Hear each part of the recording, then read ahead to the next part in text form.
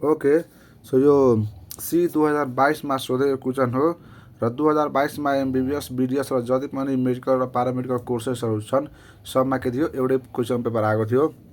So यही नै हो, एउटै हो। सो 141मा के रहेको छ, राइबोसोम आर सेन्थेसाइज इन।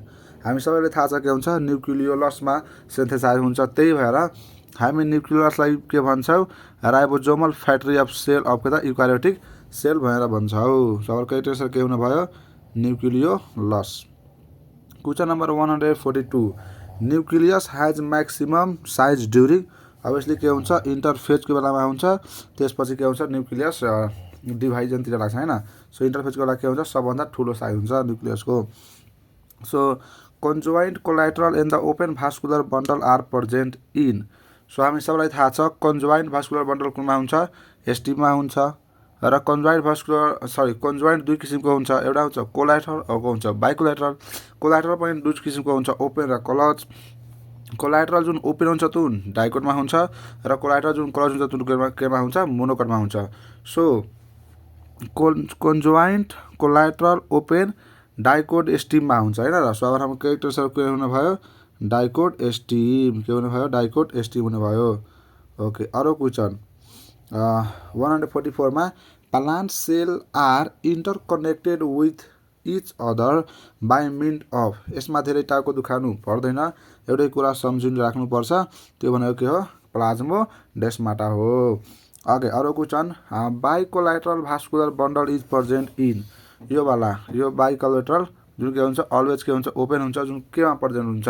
सो यसको लागि तीनवटा फ्यामिलीमा हुन्छ, कुकुरबिटेसी, सोलानेसी एन्ड के त कन्भोल्भुलेसी। यसको लागि निमोनिक्स भनिरहेको छ के छ, बिएससी। के छ निमोनिक्स, बिएससी। सो क्यारेक्टर के हुने भयो, cucurbitaceae. Question number 146, vascular bundle in root of plant is.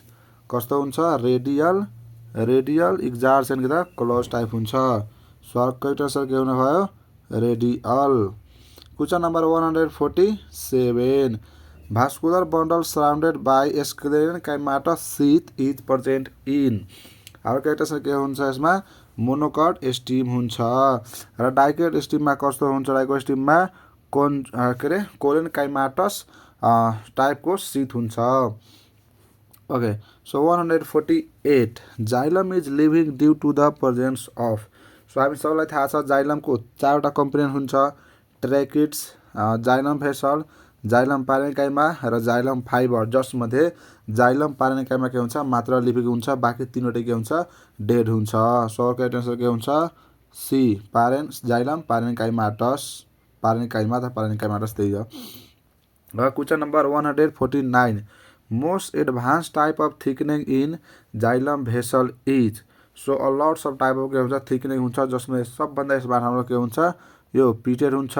त्यसपछि अलिक कम एडभान्स रेटिकुलेट, त्यसभन्दा अलिक कम एडभान्स स्क्यारिफर्म, त्यसभन्दा पनि अलिक कम एडभान्स स्पाइरल, त्यसपछि सबभन्दा कम एडभान्स के हुन्छ, एनुलर हुन्छ। सो क्यारेक्टर के हुने भयो, पिटेड। ओके, सो 150मा रहेको छ, fibre of hemp is predominantly. Okay, so यसको कम्पोजिसन हेर्ने हो भने सेलुलोज कति पर्सेन्ट हुन्छ, फाइब्रसहरूमा 43%, हेमिसेलुलोज 16% र लिग्निन कति हुन्छ, 8%। सो क्यारेक्टर के हुने भयो, सेलुलोज। सबभन्दा धेरै प्रिडोमिनेन्टली के हुन्छ, सेलुलोज हुन्छ। Okay, so question number 151, botanical name of sunflower is. हामीले सबैलाई थाहा छ हेलिएन्थस एनस हुन्छ, के हुन्छ, हेलिएन्थस एनस हुन्छ। Question number 152, plants living in salty soil are called. के भन्छौ, हाइलोफाइट भन्छौ। साल्टमा बस्नेहरूलाई के भन्छौ, हाइलोफाइट भन्छौ। ओके, 153मा बुझ्नुपर्ने क्वेसन हो यो, decreasing order of biomass of an ecosystem flow, tertiary consumer, secondary consumer, primary consumer, त्यसपछि producer, such type of ecosystem is found in. Okay, so biomass भनेको प्राइमरी प्रड्युसर होस् अथवा कन्ज्युमर होस्, अथवा जुन पनि कन्ज्युमरलाई सुखाएर जोख्ने जुन जोख्छ त्यसलाई हामी के भन्छौँ, बायोमास भन्छौँ है त। अब पूर्णलाई इक्जाम्पल एकचोटि सम्झौँ होइन। पूर्णलाई लिने हो भने पूर्णमा प्रड्युसर के हुन्छ सानो सानो त्यो अल्गीहरू होइन र सानो सानो त्यो बिरुवाहरू सानो सानो बिरुवाहरू घाँसहरू हुने होइन। सो एकचोटि तिनीहरूलाई जोखम होइन तिनीहरूलाई सुकाएर जोखम र त्यसमा भएको ठुला ठुला जुन माछाहरू हुन्छ जुन टर्सियरी कन्ज्युमर हुन्छ तिनीहरूलाई सुकाएर जोख्ने हो भने सबभन्दा कम कुन हुन्छ त्यो प्रड्युसरहरू। सबभन्दा कम के हुनुभयो प्रड्युसर हुनुभयो र सबभन्दा धेरै के हुनुभयो त्यो टर्सियरी कन्ज्युमरहरू। सो यो जुन पिरामिड अफ बायोमास छ त्यो कस्तो देखियो इन्भर्टेड देखियो। कस्तो देखियो इन्भर्टेड देखियो। सो अब क्यारेक्टर्सहरू के हुन्छ पूर्ण हुन्छ। पूर्णकोमा यस्तो खालको हाम्रो पिरामिड अफ बायोमास छ है त। ओके अब question number 154 which is dissimilar in a pair of homologous chromosome. So के हुन्छ एलिल हुन्छ। सो क्यारेक्टर्सहरू के हुन्छ एलिल हुन्छ। Question number 155 star shape crystal of calcium oxalate as in colocasia are actually कस्तो हुन्छ एस्फाइरोफाइट्सहरू एस्फाइरोराफिड्सहरू कस्तो हुन्छ स्टार सेपको हुन्छ भने राफिड्सहरू कस्तो हुन्छ निडल सेपको हुन्छ। सब क्यारेक्टर्सहरू के हुन्छ सी एस्फाइरोराफिड्सहरू हुन्छ। Okay which is incorrect. So mRNA has linear structure with codon ठीक छ। बीमा टीआरएनए कन्सिस्ट अफ एन्टिकोडन त्यो पनि ठीक छ। RRNA help in protein synthesis त्यो पनि ठीक छ। TRNA is largest among the all type of RNA यो के हो रङवाला हो। सो क्यारेक्टर्सहरू के हुनुभयो डी किनकि टीआरएनए के हुन्छ सबभन्दा सानोवाला आरएनए हो होइन र हो। अब question number 157 which forest is most abundant in tropical region in Nepal. अब जुन ट्रोपिकल रिजन अफ नेपाल छ त्यसमा सबभन्दा पाउने भनेको फरेस्ट कुन हो साल होइन र। सबभन्दा धेरै पाउने के हो साल फरेस्ट हो। Okay question number 158 which is correct in reference to cytokinin. So साइटोकाइनिनको काम हामीले सबैलाई थाहा छ के गराउँछ सेल डिभिजन के गराउँछ सेल डिभिजन। ओके अर्को क्वेसन छ opening of flower involves movement कुन मुभमेन्ट इन्भल्भ गर्छ। सो के हुन्छ इपिनास्टी के हुन्छ epinasty. Question number 160 which is correct for gametophyte of fern. So ग्यामेटोफाइटको फर्मको सम्बन्धित कुन ठिक छ होइन। Okay question number A independent plant body partial parasite on sporophyte depending on sporophyte none of above. So जुन ग्यामेटोफाइट फर्नको हेर्ने हो भने फर्नको जुन मेन बडी हुन्छ त्यो के हुन्छ स्पोरोफाइट हुन्छ स्पोर प्रड्युस गर्छ र अर्को जुन स्पोरोफाइटबाट त्योबाट बनेको हुन्छ जुन के हुन्छ जुनलाई ग्यामेट बनाउँछ जुनलाई के भन्छ प्रोथाइलस भन्छ त्यो के हुन्छ ग्यामेटोफाइट हुन्छ त्यसले ग्यामेट बनाउँछ र ग्यामेटोफाइट के हुन्छ भन्दाखेरि इन्डिपेन्डेन्ट अफ के त प्लान्ट बडीसँग केही मतलब हुँदैन। एकचोटि त्यहाँ प्लान्ट बडीबाट छुटेपछि के हुन्छ आफ्नो डेभलपमेन्ट आफै गर्न सक्छ। त्यही भएर के हुन्छ करेक्ट आन्सर के हुन्छ ए हुन्छ इन्डिपेन्डेन्ट प्लान्ट बडी हुन्छ ग्यामेटोफाइट चाहिँ। ओके अब question number 161 which is incorrect feature of the spirogyra. So एक नम्बरमा अम्ब्रेला फिलामेन्टस स्ट्रक्चर ठीक छ। स्टार सेप क्लोरोप्लास्ट यो ठीक छैन किनकि हाम्रो स्पाइरोगाइरामा कस्तो हुन्छ स्पाइरल होइन स्पाइरली क्वाइल गरेको रिबन जस्तो होइन रिबनलाई के हुन्छ क्लोरोप्लास्ट प्रेजेन्ट हुन्छ। सो यो के हो हाम्रो बी ठिक होइन। बाँकी haploid body pyrenoids present in chloroplast यो पनि ठिक हो। सो एकचोटि सम्झिदियो होइन युलोथ्रिक्समा कस्तो खालको क्लोरोप्लास्ट हुन्छ गडल सेपको हुन्छ। क्लामाइडोमोनासमा कस्तो हुन्छ कप सेपको हुन्छ। ज्याग्नेमामा कस्तो हुन्छ स्टार लाइक हुन्छ। ओइडोगोनियामा कस्तो हुन्छ रेटिकुलेट हुन्छ। ओके सो अरू question 162 when bark is remove from stem which part of the plant die first. अब कुनै एउटा स्टिमबाट हामीले त्यसको बार्क निकालिदिने हो भने प्लान्टको कुन पार्ट पहिला मर्छ होइन र। सो बार्कमा के हुन्छ फ्लोएम हुन्छ। अब फ्लोएम पनि बार्क झिक्नु भनेको फ्लोएम पनि झिक्नु हो र फ्लोएम झिकिदिनु हो भने त्यो के अरे लिफमा बनेको फुड कहाँ पुग्दैन, रुटमा पुग्दैन। सो रुट मर्छ, पहिला के मर्छ, रुट मर्छ ड्यु टु फुड स्कार्सिटी, खाना नपाएर रुट मर्ने हो। Okay, question number 163, male gamete of spirogyra is. So male gamete of spirogyra कस्तो हुन्छ, मोटाइल हुन्छ र अफ्लाजिलेटेड हुन्छ। के हुन्छ, मोटाइल हुन्छ एन्ड अफ्लाजिलेटेड हुन्छ। यो सब के हो, सब्जी परेको क्वेसन हो हैन र हो। अब 164 को हेर्दा भने root and shoot elongation in callus can be done by the alternating the ratio of cytokinins के हुन्छ, अक्जिन एन्ड साइटोकाइनिन। अक्जिन र साइटोकाइनिनको रेसियोलाई यताउति गरिदिने हो भने यो कुरा मिल्छ। So A is our correct answer. Okay, अर्को question 165, number of ATP produce in aerobic respiration in higher plant is. सर्काइटस के हुन्छ 36 हुन्छ र प्रोकार्डमा कति हुन्छ रे 38 हुन्छ। अब क्वेसन नम्बर 166, रिङ हैन विङ हैन पखेडा भएको। So wing pollen of pinus develop from. So पाइनसको पोलेनमा कस्तो हुन्छ, विङहरू हुन्छ, त्यो कहाँबाट डेभलप भएको हुन्छ। सो पोलेन ग्राइनको एक्जाइन पार्टबाट के हुन्छ, जुन कभरिङ हुन्छ दुईवटा इन्टाइन र एक्जाइनबाट के हुन्छ, डेभलप भएको हुन्छ। अब question number 167, which one is recessive trait of pea plant on Mendel experiment. So मेन्डलले गरेको एक्सपेरिमेन्टमा यो ट्रेटहरू लिएको थियो हैन, लाइक हाइट अफ प्लान्ट, सिडको कलर, सिडको सेप, पोटको कलर, फ्लावरको कलर र फ्लावरको पोजिसन। जसमध्ये डोमिनेन्ट के थियो त भन्दाखेरि यो के भनेको चाहिँ हाम्रो green pod. So green pod हेर्ने हो भने हाम्रो पोडको कलर के छ, ग्रीन डोमिनेन्ट हो, त्यो हुँदैन। सो राउन्ड सिड भनेको छ, सो सिड राउन्ड, यो पनि डोमिनेन्ट हो, यो पनि हुँदैन। त्यसै गरी एक्जियल पोजिसन भनेको छ हैन, एक्जियल फ्लावरको पोजिसन।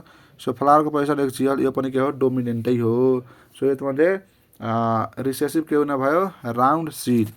यो सिडको सेपमा जुन छ राउन्ड सिड पनि के हो, डोमिनेन्ट नै हो। ग्रीन सिड के अरे ग्रीन सिड। ओके, सो सिडको कलर हेर्ने हो भने डोमिनेन्ट के हुन्छ, येलो हुन्छ र रिसेसिभ के हुन्छ, यो ग्रीनवाला के हुने भयो, रिसेसिभ। तो सिडको जुन कलर छ के अरे सिडको जुन कलर छ ग्रीन कलर, त्यो के हो, रिसेसिभ हो। सर करेक्ट एन्सर के हुने भयो, D is correct answer. Okay, question number 168, if the source of gamete of parental generation is reversed in the offspring then the cross is called, के भन्छ हामी, रेसिप्रोकल क्रस भन्छौँ। र अरू cross पनि मजाले बुझ्नुपर्छ क्या। लाइक यस्तो हेर, यहाँ एउटा डोमिनेन्ट प्यारेन्ट छ हैन, डोमिनेन्ट र अर्को छ रिसेसिभ। सो टिटी र स्मल टिटी छ। सो यिनीहरूलाई क्रस गर्ने हो भने पहिलो उसमा हैन के हुन्छ, हाम्रो हाइब्रिडहरू आउँछ, पहिलो जेनेरेसनमा हाइब्रिडहरू आउँछ। र यो हाइब्रिडसँग यो आइदर कि त एसँग कि त योसँग दुईटै मध्ये कुनै एउटासँग गर्ने हो भने त्यो भनेको के हुन्छ, त्यसलाई भन्छौँ हामी ब्याक क्रस। के भन्छौँ, ब्याक क्रस भन्छौँ। ओके, र यसलाई हामीले डोमिनेन्टसँग गर्ने हो भने त्यसलाई भन्छौँ हामी आउट क्रस। र यो हाइब्रिडलाई मात्र रिसेसिभसँग गर्ने हो भने त्यसलाई भन्छौँ हामी हाम्रो टेस्ट क्रस। के भन्छौँ, टेस्ट क्रस। यो एकदम सोधिरहेको क्वेसन मात्रै पर्छ, यो सम्झिराख है त।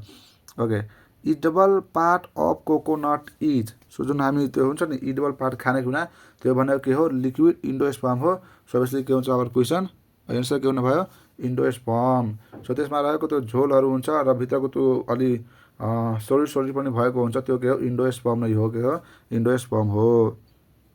Question number 170, sickle cell anaemia person is more prone to malaria, less prone to malaria, more prone to typhoid, less prone to typhoid. So यहाँ त टाइफाइडको कुरै आउँदैन।